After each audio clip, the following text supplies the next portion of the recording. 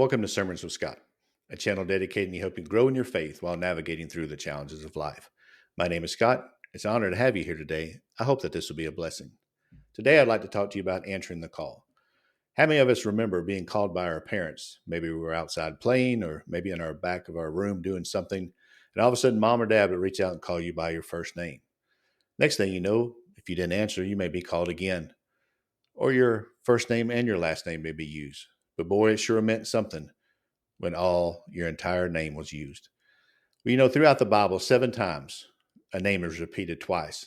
Abraham, Jacob, Moses, Samuel, Martha, Simon, and Saul all had their names called twice. I can't help but think if the Lord calls your name twice, it meant something. Throughout the Bible, 63 different verses use the word instructions, instructed, or instruct that tells us how important these things are. Today, I'd like to speak to you about Abraham in Genesis chapter number 22. And it came to pass after these things that God did tempt Abraham and said unto him, Abraham, and he said, Behold, here am I.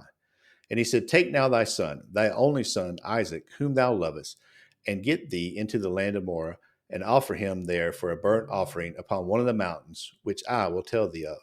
And Abraham rose up early in the morning and saddled his ass, and he took 2 young men with him, and Isaac his son, and clave the wood for the burnt offering, and rose up and went unto the place which God had told him. Then on the 3rd day, Abraham lifted up his eyes and saw the place afar off. And Abraham said unto the young men, Abide ye here with the ass, and I and the lad will go yonder and worship and come again to you. And Abraham took the wood of the burnt offering and laid it upon Isaac his son, and he took the fire in his hands and a knife, and they went both of them together. And Isaac spake unto Abraham his father, and said unto him, My father? And he said, Here am I, son.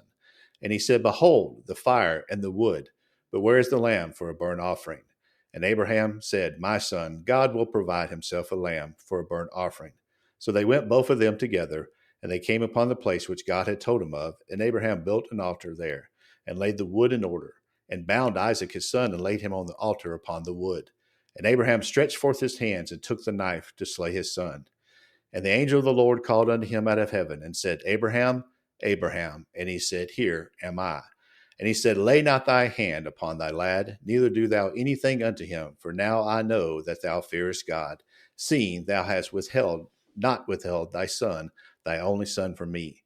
And Abraham lifted up his eyes and looked, and behold, behind him a ram caught in the thicket by his horns. And Abraham went out and took the ram, and offered him up for a burnt sacrifice offering instead of his son.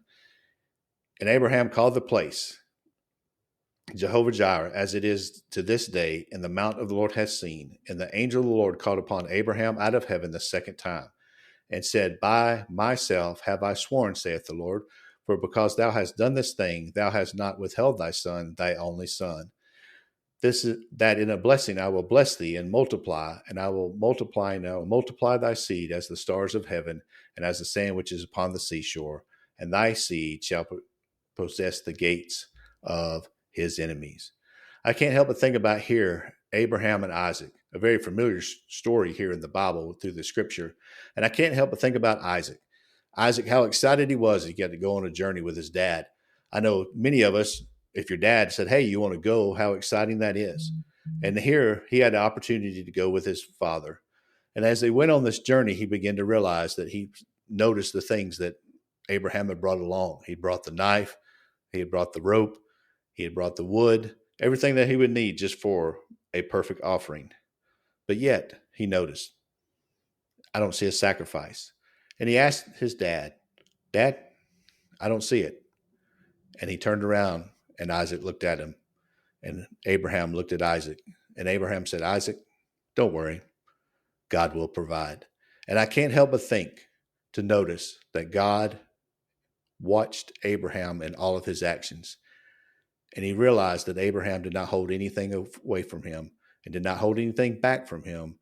And that's when God provided. Sometimes in our life, we're going to have to go based on faith. We're going to have to take the instructions that the Lord has given us and yet still continue on in faith and pursue what God has provided for us to do, or God has asked us to do. And sometimes it doesn't make sense what God asks us to do in our own minds, yet God has a plan. How important it is to answer the call and follow God's plan in our life. Now, I'm not saying the Lord's going to ask you to sacrifice your child. We're well beyond that. Jesus was our ultimate sacrifice.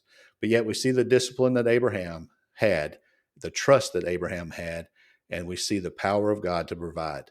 You know, it's pretty difficult for a ram to get caught up in a thicket based on the way that their horns are built on their head, but yet God provided. God used something out of the ordinary to be a blessing to Abraham and his family. I pray that you are answering the call of God, whatever that call may be. If he's asking you to pray for somebody, to do something, or ask you to take care of something for somebody else, I pray that you'd answer the call. Thank you for joining me today. I hope you have a great day.